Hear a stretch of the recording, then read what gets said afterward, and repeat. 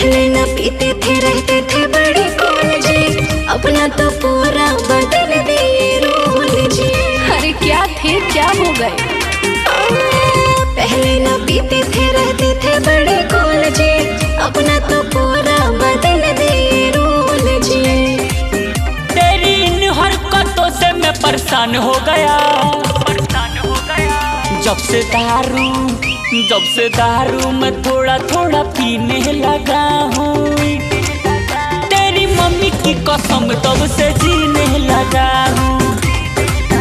जब से दारू मैं थोड़ा थोड़ा पीने लगा हूँ, तेरी मम्मी की कसम तब से जीने लगा हूँ।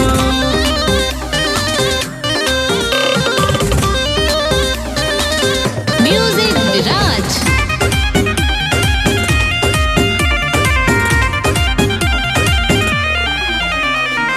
होता है दिक्कत ना मुझको बताते, खाली तो क्या राय से ही जताते।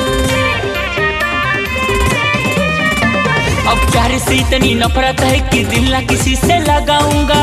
सिंगल ही ठीक है, सिंगल ही मर जाऊंगा। तेरी दिल लगी से तो मैं बर्बाद हो गया। जब से दारू मैं थोड़ा थोड़ा पीने लगा हूँ।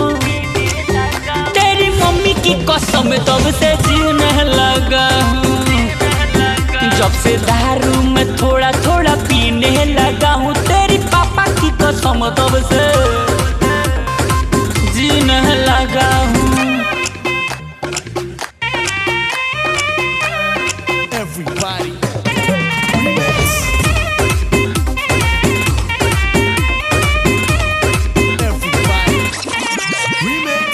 शॉपिंग करते नहीं पिक्चर दिखाते हो, साजन जी हमरा के पागल बनाते हो। झूठी कहीं।